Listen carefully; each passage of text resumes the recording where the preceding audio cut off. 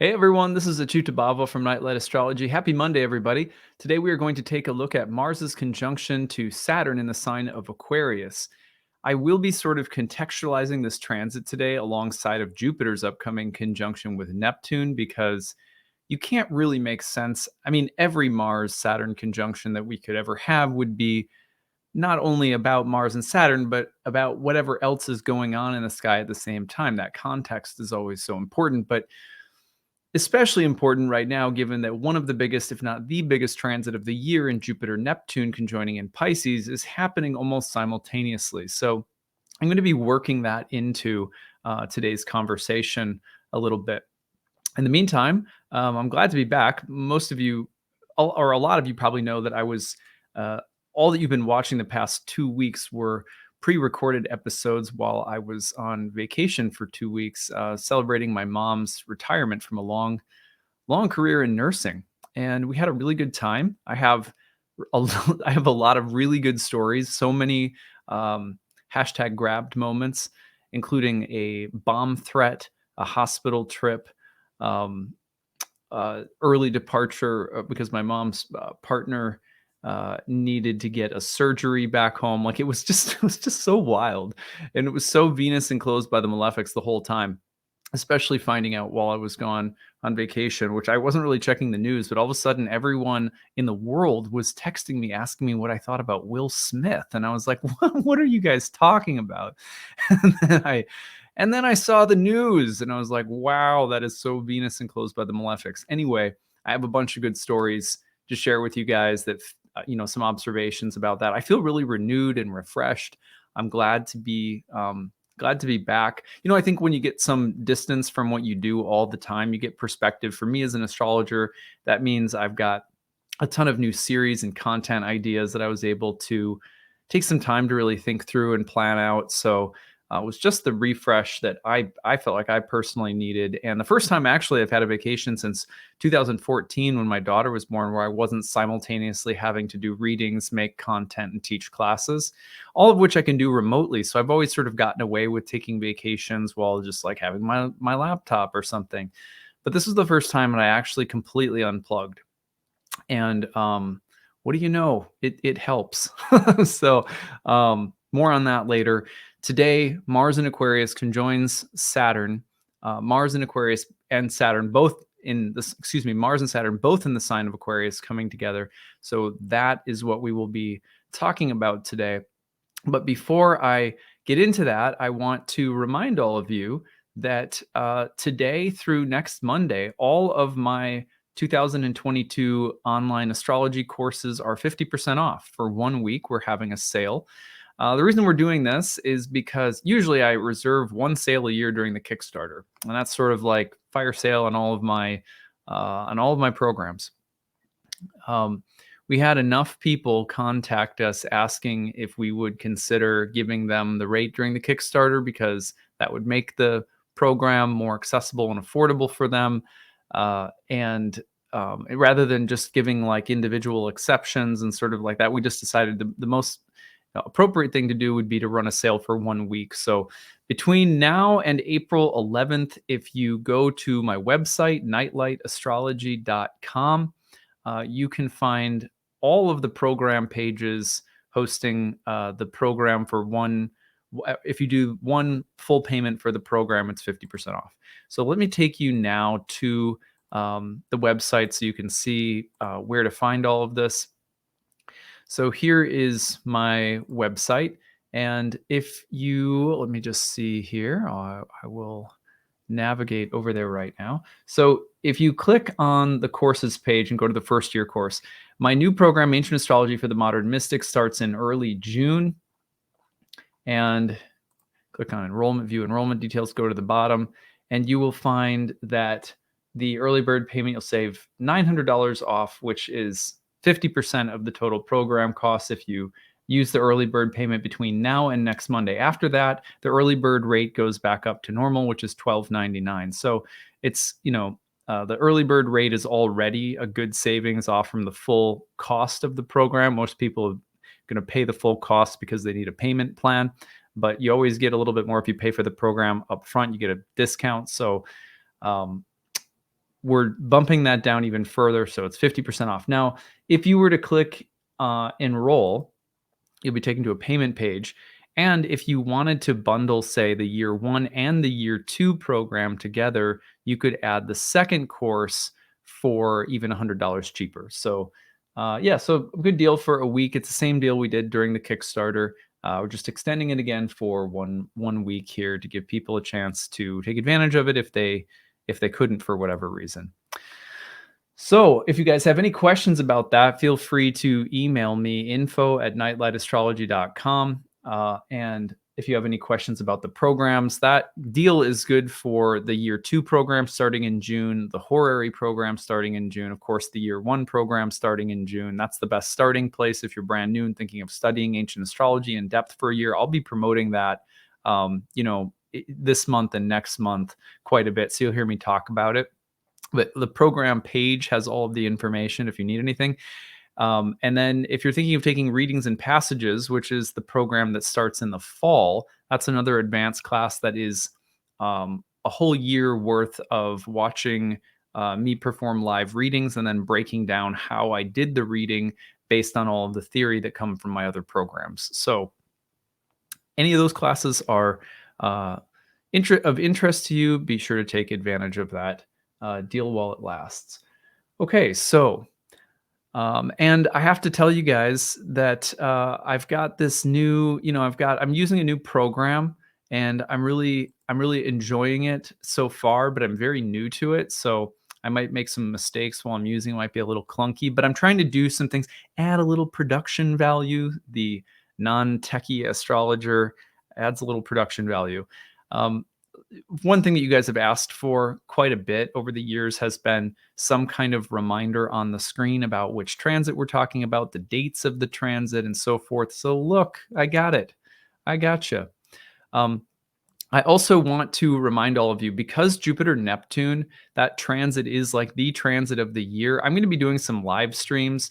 And if you want to get notifications when I go live, my understanding of this, and at least the way it works on my phone, which is the way I use, I guess, YouTube, um, you have to be subscribed to the channel, and then you click the notification bell, and then you'll get like an email, or on my phone, I get an actual notification when someone's going live that I follow. So that's how to do it. But I also appreciate your likes and subscribes. I'm trying to help the channel grow by doing some small things to sort of increase the production value. If you like this channel, always appreciate your subscribe and like. So finally, one last thing that I wanted to share with you guys. A lot of people interact with me on Instagram. You can find me on Instagram at Nightlight Astrology. The reason I say that is because while I was on vacation, I got a lot of questions. This is just random. Like, I got a million questions about what the astrology looked like with the incident that happened at the Oscars. And I realized that, people were emailing me, and I was like, I've shared my thoughts about this on Instagram this week. I, posted some things about the astrology and so forth. So if you want to, I do live Q&As on Instagram, and we'll often give sort of like, sort of more like fun hot takes on things that are happening, and, astrology of the moment and stuff like that. A lot of people find that if they email me and ask me to do something on Will Smith and the Oscars, I'm probably not going to make a video on that, right? So I'll usually just be like, just go check out my Instagram. Okay. Thank you for letting me go through a bunch of these announcements. As I've been gone a while, I feel like I've needed to kind of update on all of these things. Let's open the real-time clock and finally get into it now. So I'm going to go ahead and share my screen so that you guys can see the real-time clock. And what I want to highlight for you is, here is Mars and Saturn coming together in the sign of Aquarius at about 22 degrees. Of course, Venus is about to move into Pisces. That's a big story we'll be looking at this week. And the biggest news of April, of course, is Jupiter's conjunction with Neptune. So we'll be looking at all of those things this week. And it's really the kind of thing where it's hard to talk about any given transit this month without talking about the juxtaposition of whatever transit with Jupiter's conjunction to Neptune.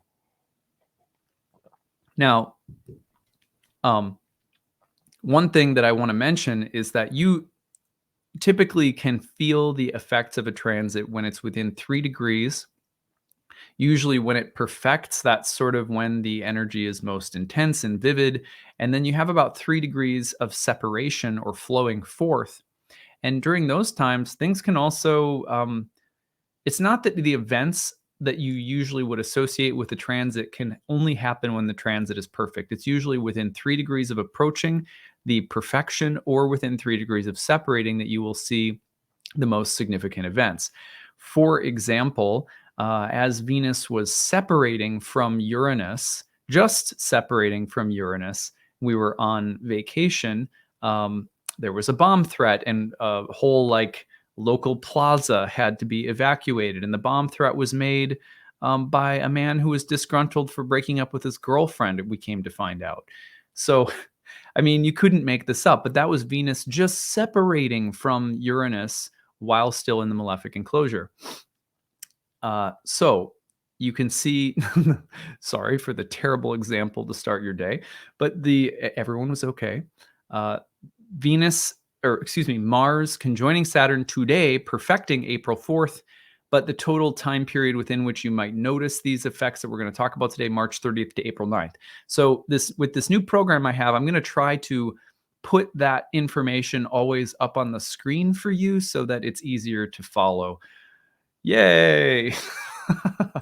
Okay, so that being said, I have 10 things that we're going to think about today when it comes to the when it comes to the conjunction of Mars and Saturn. Number one, Mars Saturn is a pressure cooker. If you were to be writing for the New York Times and a huge, event happened at, in the evening, and you needed to turn around and have, excellent top-notch coverage by the morning, which I'm sure happens a lot. That's sort of an archetypal Mars Saturn dynamic. There's a narrow passage, there's constraints, there's time, there's limitation, there's concerted effort. You have to get through it. It's high stress. The results are important. That can be a Mars Saturn like moment. But this begs the question number two, Mars Saturn is whatever is worth struggling for versus whatever is exhausting you or feels like something that you are a slave to. And this is kind of extracting what people tend to learn from these transits in particular. So over the years, when I see people engaging with a Saturn transit to their natal Mars, for example, during those periods, usually what I see is, okay, I'm going through a time where I'm feeling exhausted, I'm feeling run down, I'm having to work really hard, I'm under a lot of pressure, there's constraints that I'm having to strategize or work my way through. And people look at themselves, they look right in the mirror and they say, is this worth it? Am I dying every day a little bit inside for something that I actually don't care about? This to me is so interesting, given that we also have Jupiter Neptune in the sky. So this brings to my mind a quote from the Bhagavad Gita. Voila, quote on the screen. The Bhagavad Gita in the 15th chapter involves, there's a little portion where Krishna is sort of describing the nature of reality and the soul and creations. And there's one person, by the way, on this channel who is just elated when I grab my cup of tea. They're always like, I love it when you grab your cup of tea. So this one's for you. Bhagavad Gita, the living entities in this conditioned world, Krishna says, are my eternal fragmental parts. Due to conditioned life, they are struggling very hard with the six senses, which include the mind. So, first of all, we have this really affirming statement, which is that, hey, guess what? All of creation is a part of me, God. Beautiful. I think most of us have a feeling that everything is divine in nature. Ourselves, every animal, every every rock, tree, and creature. But due to conditioned life would be, for example, living in a body temporarily, even though you are an eternal aspect of God that can't be born and can't die in a sense. So while you're in a body, you're struggling with the nature of the body. One of the big elements is that the nature of the body is to seek its own comfort, safety, pleasure. It does not want to die. And oftentimes that will mean a struggle to find peace bodily, physically, temporarily, to carve out the best existence for yourself that you can, while time is always falling away from us, and we can't hold on to anything. So, the struggle with conditioned life as eternal beings is part of what the Bhagavad Gita defines as the basic condition that we find ourselves in. Ancient astrologers said very similar things, from the Hermeticists and Platonists. Even the Stoics had very similar things to say about the nature of reality. The Buddhists, of course, say very similar things. So here we are struggling. We then have to ask ourselves, what is our duty? What is our duty? Mars, Saturn, what is your duty? Dharma means in part duty. Well, if your duty is to survive, maximize pleasure, raise to the top of societal hierarchies and totem poles and so forth, oh, Mars, Saturn is not a bad transit for accomplishing things through hard work, determination, grit, perseverance, with that underlying sense of ambition. I want to win, you know? But on the other hand, excuse me, on the other hand, it's that is a that drive for success is a ruthless taskmaster. It is a ruthless master, something that eventually will dominate you and you will become a slave to. I mean, this is, as you know, as simple as the Beatles singing "You Can't Buy Me Love."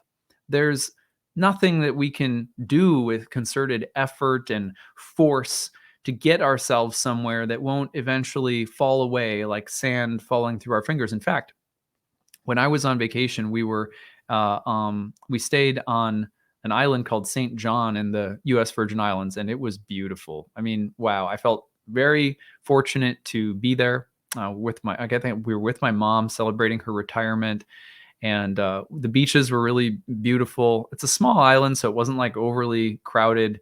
It was pretty cool. We rented like a little Airbnb type of situation, and at any rate, we were sitting on the beach every day, and my daughter, my youngest, Summer, she was playing on the beach and building sandcastles, but then the waves would come and knock them over, and it was like the most archetypal, scenario ever.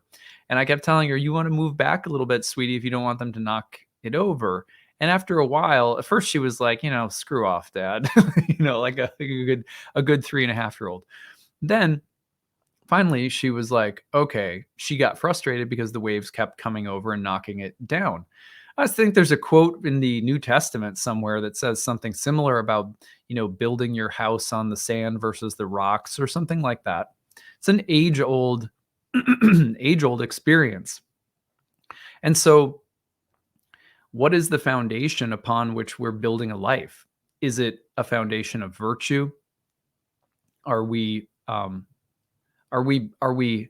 exerting effort toward the realization of things that have enduring value? Excuse me. For example, are we trying to cultivate peace, patience, tolerance, compassion, charity, kindness?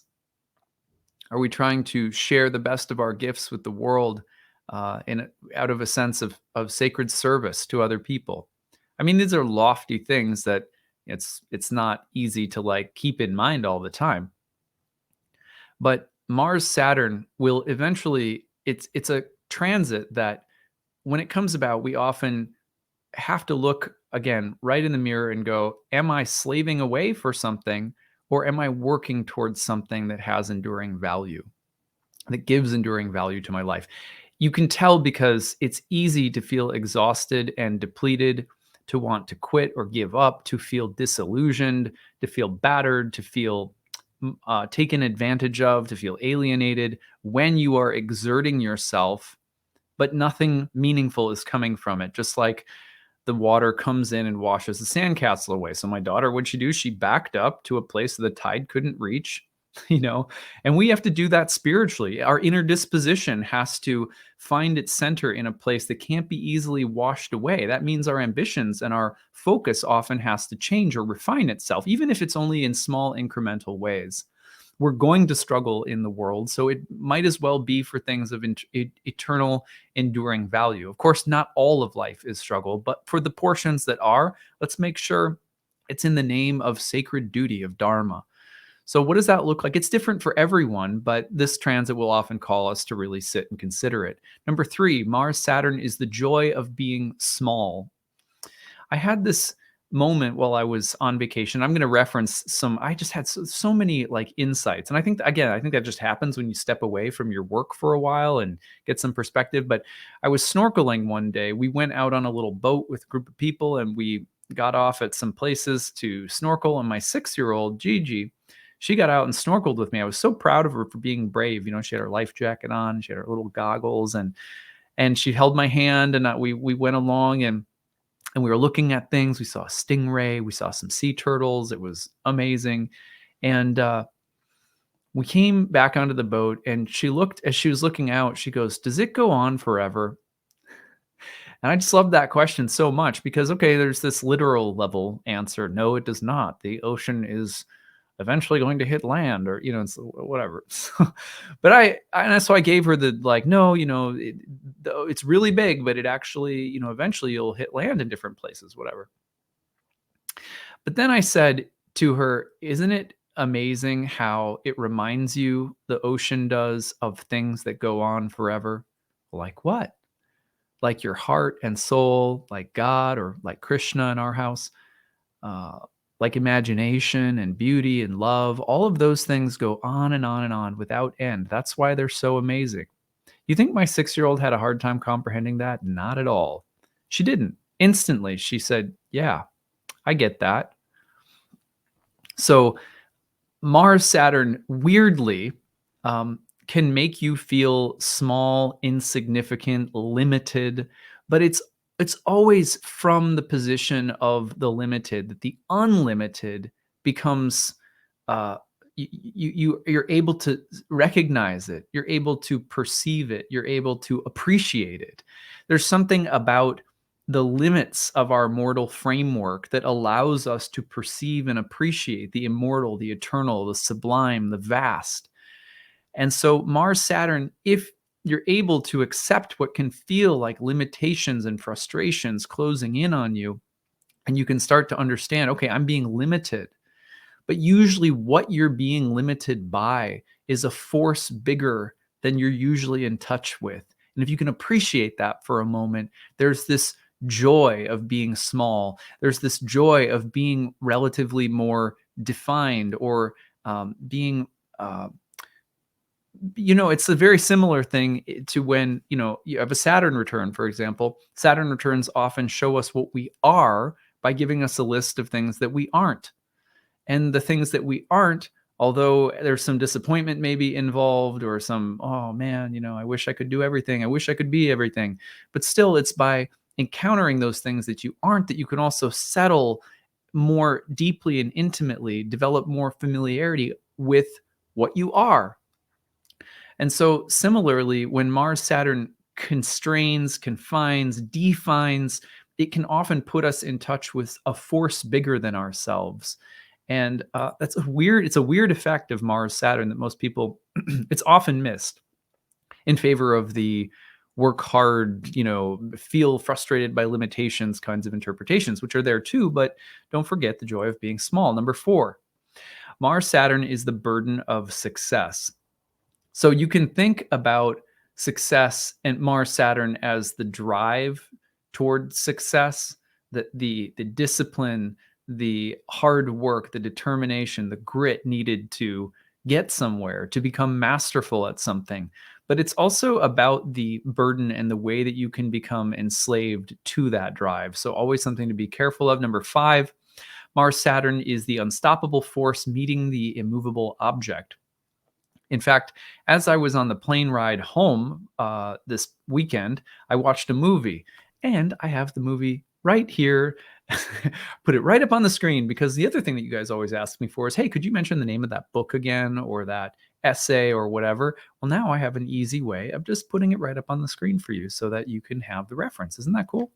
All right, so the movie I was watching was called 127 Hours, and it's about a climber who while climbing falls and gets his arm caught between the rock and a wall, like caught between a rock and a hard place. And the rest of the film, I won't give it away, is basically very Mars Saturn film about his will and grit to survive meeting up with the immovable rock pinning his arm down. And what a movie. I really enjoyed it. It's very Mars Saturn, as I was constrained in a tiny little box on an airplane that I hate being in middle seats. And I got stuck in a middle seat for about a 6-hour flight. And I mean, woe is me, right? I mean, whatever. This is a first world problem, as they say. Like but I hate that feeling of being stuck in a middle seat. And then I'm watching this guy with his arm stuck in a rock while I'm stuck in the middle seat. And I was like, this is so Mars Saturn, the whole thing. So check that movie out if you want this week, if you want a really good Mars Saturn movie to deepen your appreciation of the archetype. Stuck between a rock and a hard place. And the question is always with Mars Saturn, will the obstacle be overcome through will and determination, or will the will be frustrated by an immovable object or slowed down or stopped? Maybe it needs to be stopped. Number 6, Mars Saturn is oversight and planning, especially in an air sign like Aquarius. You have the ability to strategically understand a big picture, like a system, and then develop an approach or a strategy for implementing something, fixing something, solving a problem. Very Mars Saturn. Number 7, Mars Saturn is focused restraint. For example, when I was doing some jujitsu last summer, one of the things that the teacher said frequently was the best use of jujitsu is never having to use it at all. And he said the best form of self-defense is to never have to get into a fight at all. So Mars Saturn, is often associated with the study of combat arts or martial arts, but it's also about learning how to refine the will, grow it up, make it more mature. Or it is, you could say, about the mature use of force, incremental, slow, patient execution of changes, desired goals, things like that. Number 9, Mars Saturn is the tension that leads to accidents. So do be careful about everything getting so, like Mars Saturn, a tendon or a ligament breaks or a bone breaks or a fender bender. So Mars Saturn, you do have to be a little careful about excessive force on something immovable that breaks something, or any kind of accident that it comes as a result of sort of white knuckling things too hard. Number 10, Mars Saturn is also necessity, the mother of invention.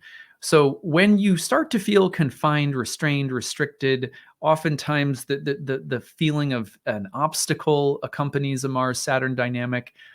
Well, it's at such times when often you will come up with a solution, an epiphany, a new idea, a new plan. So the constraining power of, like your will is constrained, you're dealing with like intractable people or situations. It's in those pressure cooker moments that often the most innovative ideas come about. You don't need Uranus in every transit for innovation to appear. Mars Saturn can point to necessity and constraint, which is also the condition through which invention naturally occurs. So I think, for example, about the film The Shawshank Redemption, a movie about a man who had committed no crime and yet was imprisoned. And you guys have probably seen this film before, another great Mars Saturn movie. And I won't give it away, but it is about his long, slow, steady plan of getting out of prison, focused determination over a long period of time, living within constraints, and the innovation or the inventiveness to escape and be out of a confining situation, but through patient, steady effort. So that is one of my favorite movies of all time. I feel like every time it comes on the TV, I'm like, I hear Morgan Freeman's narrative voiceover, and I'm just like, I'm about to hit the couch, and I'm like, I have to watch the whole thing. That's just how it is with that one. I feel like most people probably feel the same way. So given that Jupiter and Neptune are in the sky right now saying, hey, are you happy? Do you feel that there's a sense of emotional redemption to what you're doing with your life? Do you have a vision? Are you Are you filled with a sense of, the dream and the hope, the uplifting sense of inspiration? So when Jupiter and Neptune are giving us that in the background right now, I think the most important thing to consider is, are we slaving away or working away or pouring ourselves into something that is offering redemptive value spiritually, emotionally, psychologically, physically? Are we being lifted up by what we are pouring ourselves into? We all have to pour a little butter into the fire. That's the nature of this world. Tapasya, sacrifice, everything's eating everything else to survive, plants, animals. This is the nature of this world. There is struggle to survive, and there is effort involved in being here in this conditioned world. However, we are divine beings, and what we struggle with, what we exert ourselves on behalf of matters. It matters that we look sometimes at ourselves and say, if I'm going to die little by little, pouring myself out into the fire of existence, sacrificing my life, my body, my energy, my time, my resources, then what are the returns here? Not selfishly, like, what am I getting out of it? But like, is it refining my character? Am I becoming a little bit more of a servant? Do I have greater recognition of others and their needs? Am I becoming more masterful at the things that I'm naturally good at that can go into service to other people in the world? Whatever those things might be, it sounds grandiose for me to sit here and talk about them. And I can't stand the way every astrology video ever is like, are you being your best self? Are you transforming? It's like, we're being transformed to death. But this is such a good transit, even if it's in a very small way in one particular area of your life, to say, am I just slaving away? Or is there something higher that I am giving myself to? And can I refine it? If not, can I just refine the way I'm doing things so that I feel like I am dying for something a little bit bigger? Mars, the planet Mars, associated with that root word Mars with a martyr. And the connotation of Mars in the sixth house, the place of Mars's joy, had to do with what you die for, what you serve, and what you put yourself into the fire on behalf of. So think about that right now, because if you don't address it now, little by little, the next Mars-Saturn conjunction, or when Saturn hits Mars in your natal chart next time, there will be a time where you'll have to face up to the fact that there's a disillusionment. I have not been living for things that I really care about. Now, I feel like there's a certain portion of my life that's filled with doing things that I absolutely don't care about. And there's probably nothing I can do to ever change that.